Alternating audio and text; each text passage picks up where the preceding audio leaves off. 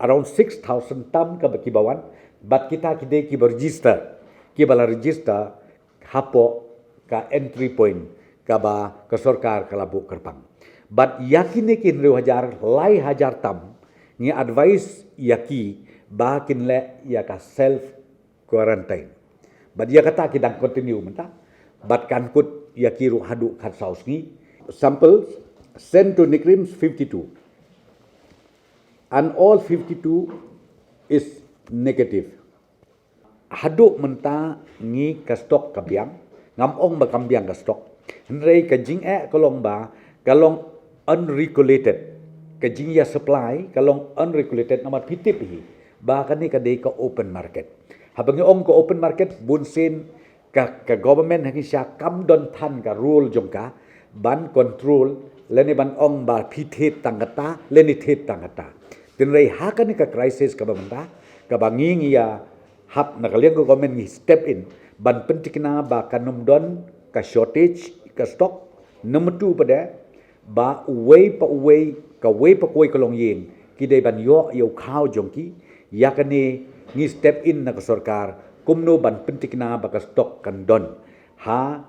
kaway pa kuway ka district, batru bakan poy siya kaway pa kuway ka tunum yin, jong kinong song snong ke jalamik la jungi barok kawai ngin sa regulate kumno ba kini ki wholesaler lani kini ki traders ki main traders na ki district ki bapero per kila ban le chimhi nang the na po khana para ya kata ngidang ya walk out haka bang ilai kren bat kini ki stockist bat kini ki mill owners bat ka bas kontrat kolong ba kilong ready ban ya corporate ban ngi bat ru ban penbiang ya ka stock jong ukau na betapan supply ya ke jalamik la jungi barok kawai. Ka instruction ka basay kadar kalau ba phimla ban sim kabu hakabakum kani kapor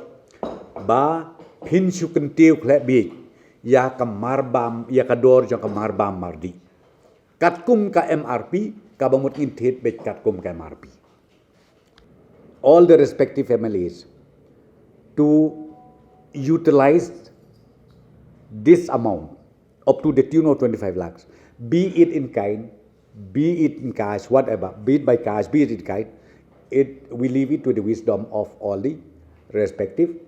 MLAs. And if it is 25 lakhs, if 60 MLAs, I think it helps a lot in fighting this crisis that we have.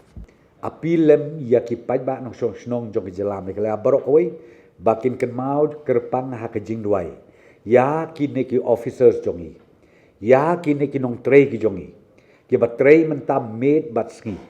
bakin yo kamet ka basyat ka baklan bakin numyo kanu ka jajing pak